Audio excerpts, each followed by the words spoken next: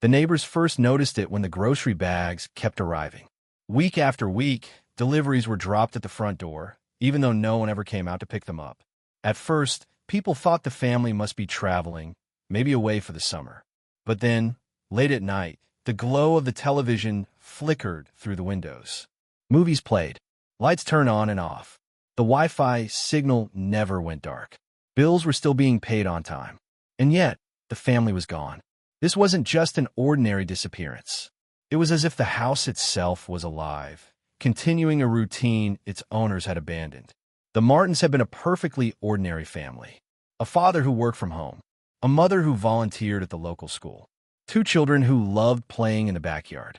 Nothing about them suggested they were planning to leave, much less vanish without a trace.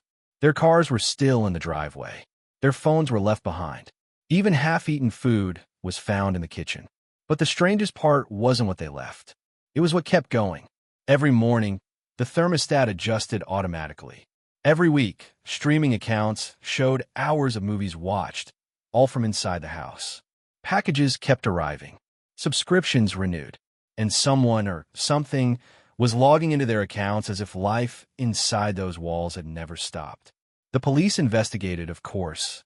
They searched the neighborhood, combed through security footage, questioned friends and relatives. But nobody had seen the Martins leave. There was no sign of struggle, no suspicious activity on cameras, just nothing. It was as if the entire family had stepped out of their lives mid-sentence, leaving their home to carry on without them. And that's where the mystery deepens. Because if the Martins truly vanished, then who, or what, was keeping the house alive? Was it some overlooked automation, a smart home system gone too far? Or did the truth hide behind something far darker, something no one in the neighborhood wanted to believe? As we step inside the Martin home together, you'll see why investigators, neighbors, and even strangers online still can't shake this case. Because the moment you look too closely, the house itself begins to feel like it's watching you. And then one night, a neighbor swore they saw someone standing in the upstairs window. But the Martins never came back. The Martins weren't strangers to anyone in their neighborhood. They were the kind of family people waved to on the street, the kind you saw at weekend barbecues and school events. Robert Martin, the father, worked in IT. He was quiet, polite, and always willing to help neighbors set up their Wi-Fi or fix a glitchy computer. His wife, Elaine, had a reputation for kindness. She organized bake sales, helped elderly neighbors run errands, and was known as the heart of the street. Their children, Sophie and Daniel, were both under 12. They were bright, playful kids who filled the block with the sounds of laughter and soccer balls bouncing on the pavement. Nothing about their lives suggested trouble. But that's what makes their disappearance so chilling. One day they were there, living, breathing, planning the week ahead. The next, they were gone. No goodbye notes. No box. Not a single trace of where they might have gone. The police timeline pieced together something unsettling. The last confirmed sighting of the Martins was a normal Tuesday evening. Elaine was seen at the grocery store buying fresh produce. Robert helped his son fix a bike chain in the driveway. Sophie waved at a neighbor before heading inside for dinner. And then, silence. No one ever saw them again. Yet, the house never fell silent. Days after the family vanished, deliveries began showing up like clockwork. A case of water bottles stacked neatly at the door. A subscription box with clothing in the right sizes for the kids. Even fresh fruit arrived weekly, ordered online from the same accounts the Martins had always used. Neighbors grew uneasy. Someone was still using their credit cards, their logins, their streaming accounts. But investigators discovered no fraudulent activity. The payments were legitimate.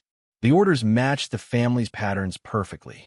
It was as though the Martins themselves were still living inside the home, keeping their routines alive from somewhere no one could see. Then came the detail that sent chills through the entire community. Streaming data revealed hours of shows watched, children's cartoons, family movies, and even late-night thrillers Robert was known to enjoy. The problem? The viewing history continued after the night the family disappeared. Someone, or something, was pressing play. Neighbors started whispering theories. Some believed it was an elaborate scam. that the Martins had faked their disappearance to escape debts or enemies. Others thought it was a technical glitch, a smart home system misfiring in ways no one understood.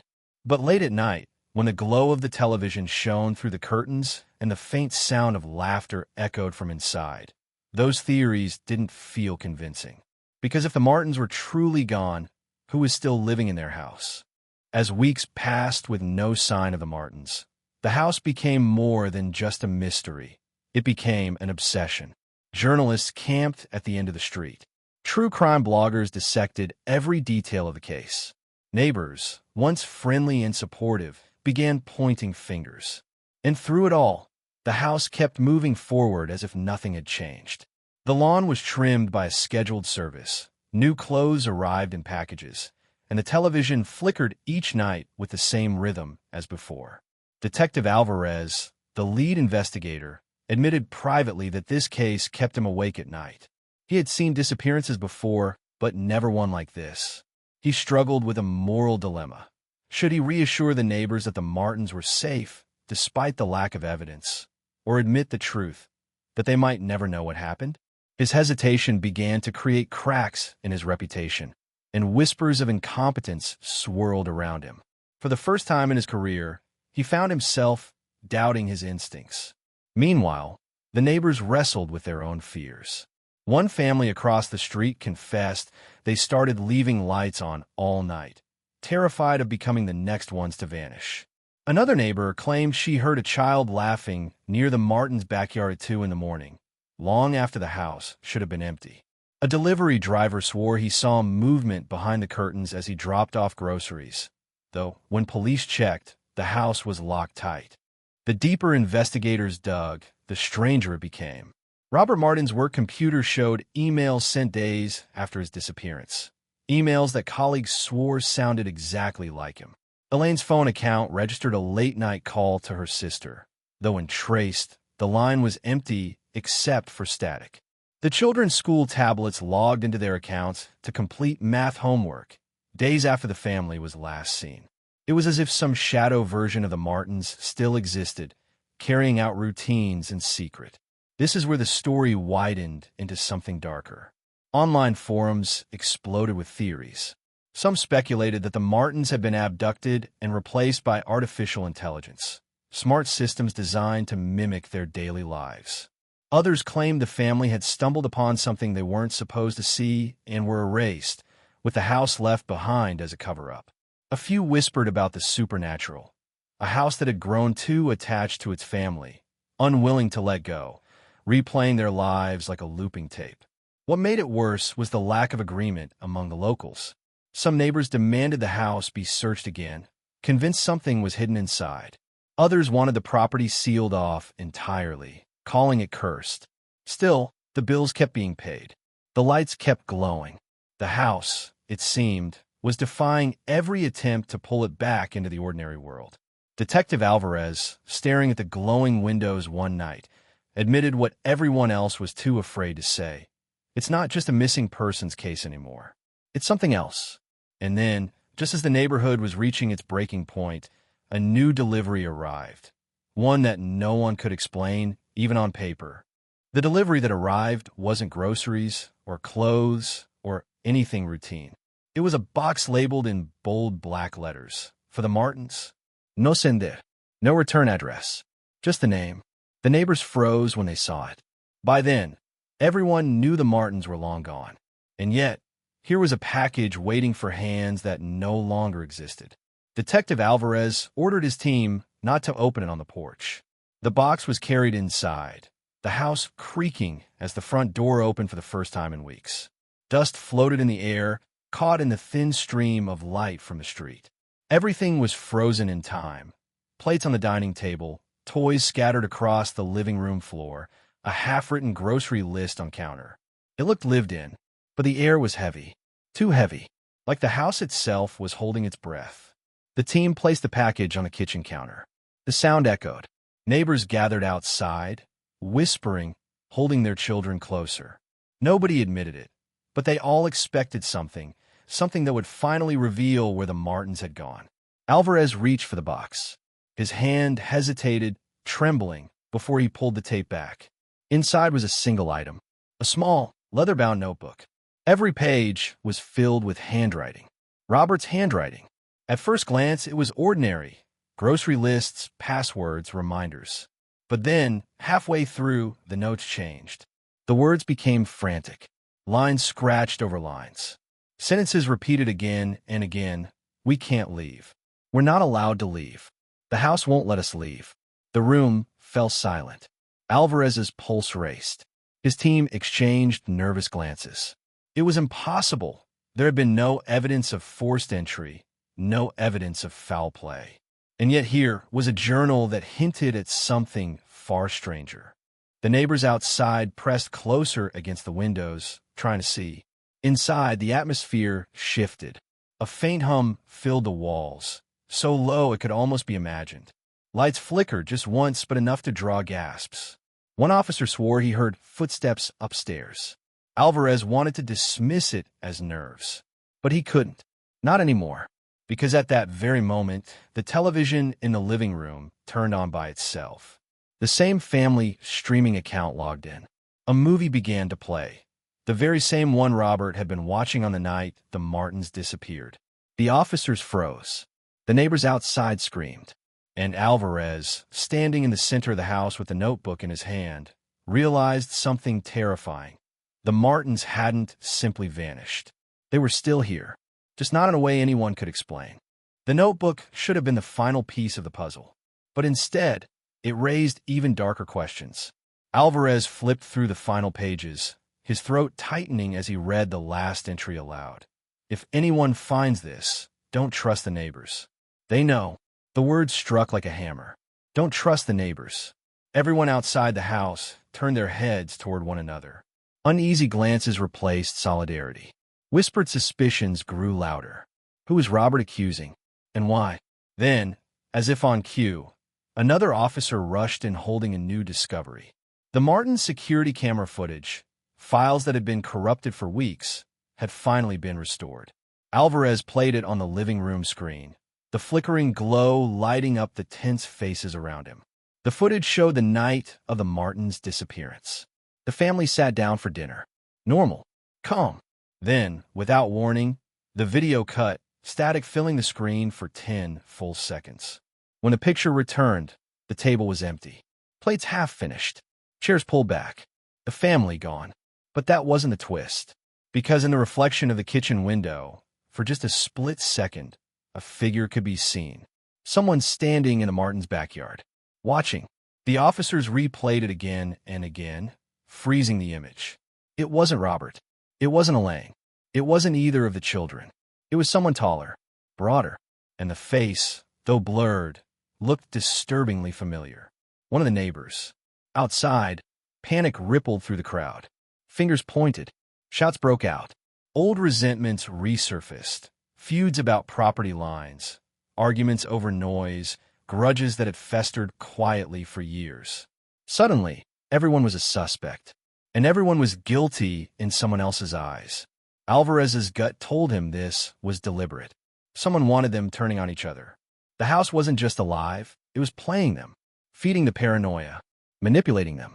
And just as the chaos outside reached a breaking point, another sound cut through the night. Laughter. Children's laughter. It drifted through the house, soft and echoing, as though coming from upstairs. Every officer froze, eyes wide. Alvarez's chest tightened. The Martins' children. Were they still here? Or was the house taunting them? The notebook slipped in his sweaty hands. His mind raced. Robert's warning about the neighbors. The distorted video. The voices upstairs.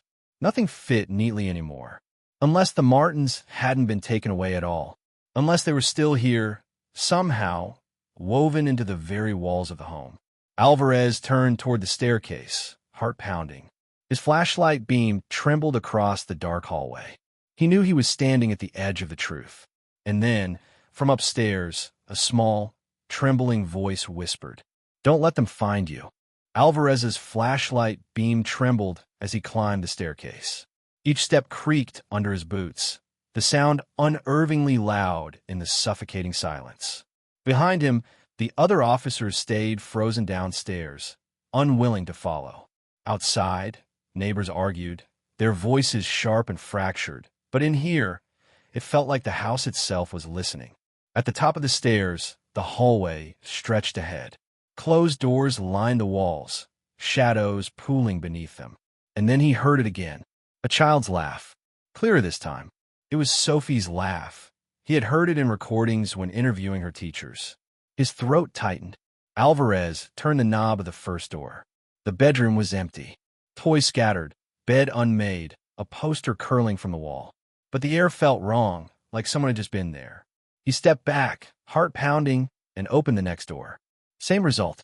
Then, from the final room at the end of the hall, came a soft whisper. "Daddy." Alvarez's breath caught. He pushed the door open. Inside, the glow of a tablet lit up the darkness.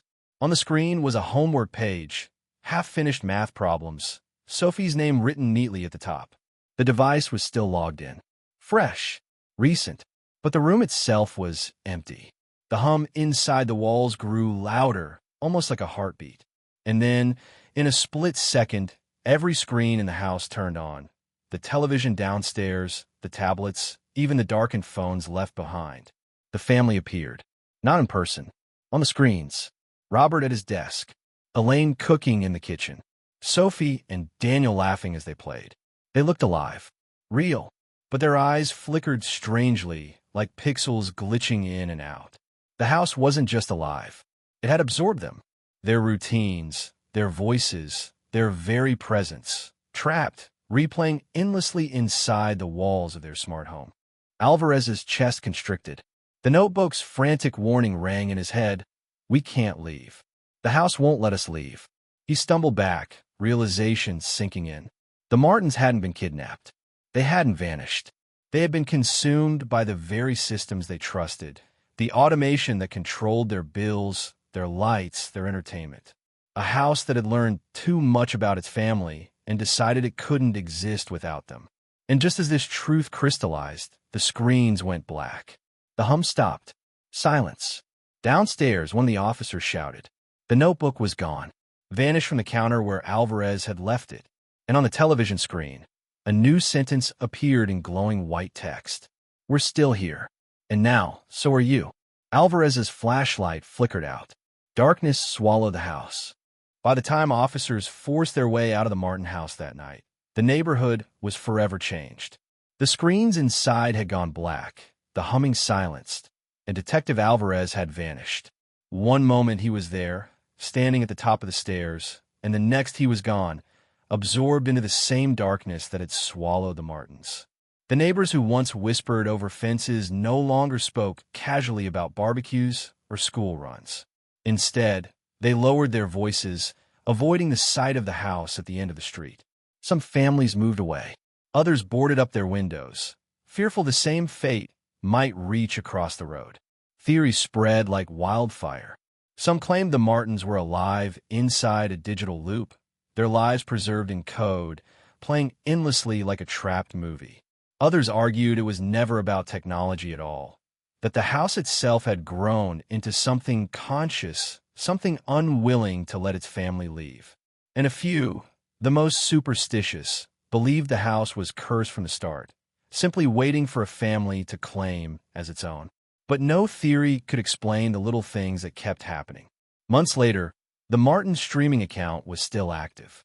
A delivery driver reported groceries ordered again, fresh fruit arriving just like before.